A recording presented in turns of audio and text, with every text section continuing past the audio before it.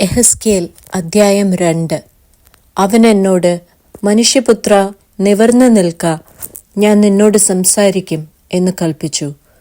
അവൻ എന്നോട് സംസാരിച്ചപ്പോൾ ആത്മാവ് എന്നിൽ വന്ന് എന്നെ നിവർന്നു നിൽക്കുമാറാക്കി. അവൻ എന്നോട് സംസാരിക്കുന്നത് ഞാൻ കേട്ടു. അവൻ എന്നോട് അരുളി ചെയ്തത്, മനുഷ്യപുത്ര, എന്നോട് മത്സരിച്ചിരിക്കുന്ന മത്സരികളായ ഇസ്രയേൽ മക്കളുടെ അടുക്കൽ ഞാൻ നിന്നെ അയക്കുന്നു. അവരും അവരുടെ പിതാക്കന്മാരും ഇന്നുവരെ എന്നോട് അതിക്രമം ചെയ്തിരിക്കുന്നു. മക്കളോ ധാർഷ്ട്യവും ദുശ്ശാഠ്യവും ഉള്ളവരത്രേ. അവരുടെ അടുക്കലാകുന്നു ഞാൻ നിന്നെ അയക്കുന്നത്. യഹോവയായ കർത്താവ് ഇപ്രകാരം അരുളി ചെയ്യുന്നു എന്നു നീ അവരോട് പറയണം. കേട്ടാലും കേൾക്കാഞ്ഞാലും അവർ മത്സരഗ്രഹമല്ലോ. തങ്ങളുടെ ഇടയിൽ ഒരു പ്രവാചകൻ ഉണ്ടായിരുന്നു എന്ന് അവർ അറിയണം.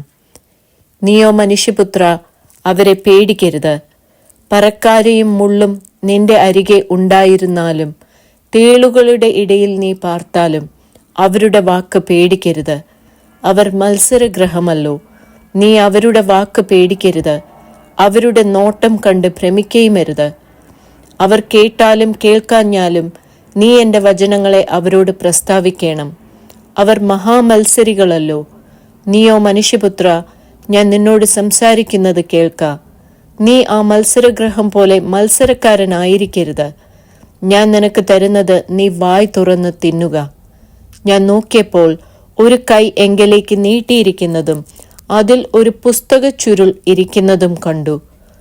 അവൻ അതിനെ എൻ്റെ മുമ്പിൽ വിടർത്തി. അതിൽ അകത്തും പുറത്തും എഴുത്തുണ്ടായിരുന്നു. വിലാപങ്ങളും സങ്കടവും കഷ്ടവും അതിൽ എഴുതിയിരുന്നു.